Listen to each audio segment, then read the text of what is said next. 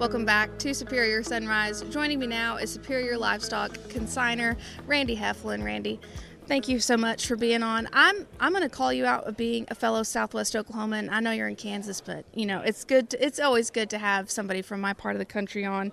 And you're bringing some cattle today, so I first want to talk about what lots are you bringing to today's auction. Okay, we've got about 9 different lots on, about 1,500 head that we've backgrounded both steers and heifers. Predominantly English cross that hopefully we've produced the type that they're interested in going to the feed yard with. Well, you've had been involved in a lot of different levels in this industry. I want you to tell us about your history in this business and how you got to where you're at today. It's kind of a roundabout story. Went to school at Oklahoma State after grew up on a farm and ranch operation in southwest Oklahoma. And out of college, I went to work for Cargill in the meatpacking business. So I was a fat cattle buyer in Nebraska, Kansas, and Texas before they brought me to the headquarters in Wichita, where we're at today. And in Wichita, I was responsible for the head buy of the United States and Canada. And we procured cattle there for the last till 1995. And then Koch Industries recruited me, and I went to work for their organization, and I was in charge of supply and risk management for the ranches and the feed yard. So I got to see that part of it from the production side and the procurement. And then when Koch Beef exited in '99, that's when I went independent and started order buying and then also feeding a few, and we run cows and calves and stockers. So that let me see kind of on both sides of it, kind of what's the packer, what's the consumer looking for, and now on the production side, what best fits that. And we've been very active in the program cattle, the Gap Naturals, and that's been a good program for us, and we've diversified that with the conventional stockers.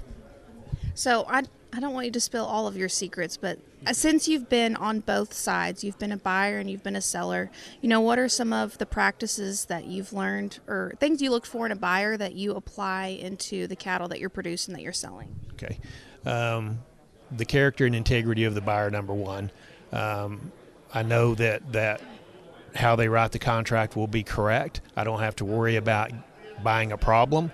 And so we watch the reps closely on the cattle that they rep and are confident in. And really not a lot of secrets in the business, but we try to stay with the front end. We extensively use risk management, and that's worked for us for the last several years. Especially was as volatile in this market as it is, and we just try to have a product that, if we want to keep it and feed it, is a good projection, and whether we sell the cattle to somebody else, that they feed well for them.